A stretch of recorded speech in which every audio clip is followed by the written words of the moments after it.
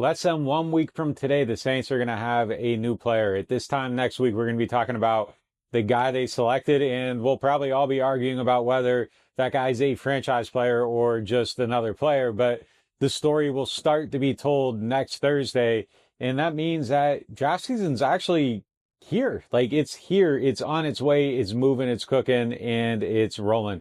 This segment is presented by Matt Bauer's Auto Group. If you're in the market for a new or pre-owned car, make sure you check out Matt at one of his many locations. They got the new pre-owned dealership right downstairs from our studio at 3750 Vets. Make sure you go and check them out there. They'll get you a great car at a great price. So 1 week from today, Saints are going to draft a player, and we're going to find out who that guy is. And let's just say, for academic purposes, that player is not a starting quarterback. It's not a quarterback at all. It's another position. Now, I know we all have our takes on this. I personally hope they like one enough to take one there, because this team needs a quarterback. But let's say they bypass on them and look for that later or even off into the future. It's not addressed at pick number 9. I think the obvious answer here is the thing that they should do is take the best player available. And the best player available that could be there probably won't be there. And this is probably completely unrealistic. He'll probably get picked at 5 or 6 or well before the Saints go on the clock at 9, is Michigan's Mason Graham, the defensive interior pass rusher. He's a beast. You watch him, he's always wrecking games. And a player like that transforms your whole entire defense. If he can be there, and if he ends up there, should be no questions asked. That's the guy the Saints should take. But he's probably going to be gone, which means it's most likely that the best available player might be an offensive position player. And is that a skill position or offensive lineman? And I think that's where it's going to become really interesting for the Saints. I think they need playmakers at all levels. They need a wide receiver. They could use another tight end. They could use another running back. They need guys that can catch the ball, carry the ball, move the ball. They don't have enough of them across the board.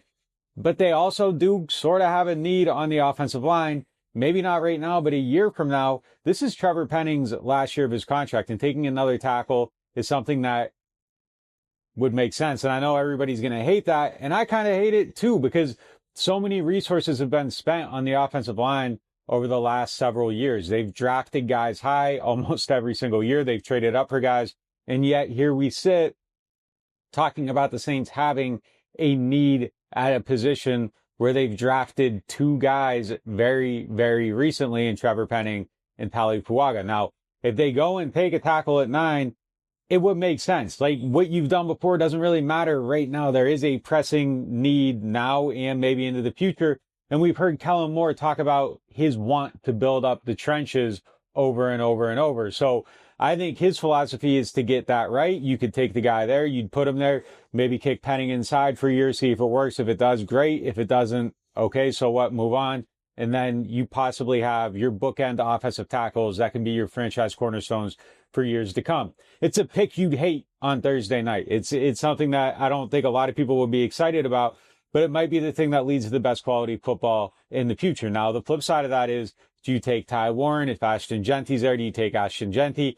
I lean on wanting to go that direction. And it's not just off the excitement thing. I think those are all really big needs. But if you're telling me tackle versus running back, and you're telling me it's a Pro Bowl tackle versus a Pro Bowl running back, it gets a little bit tougher. But my thing is I think someone like Genty could be your offensive identity if you build it up and you get him in place. And I think he could be a really, really good player.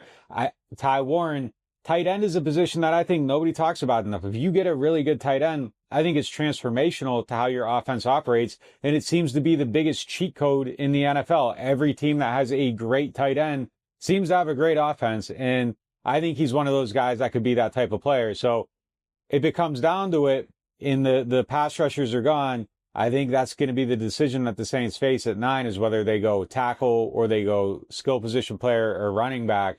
And I don't really know which way they'd lean as we sit here today. And I think it's tough to gauge without knowing who's actually going to be on the board at that spot.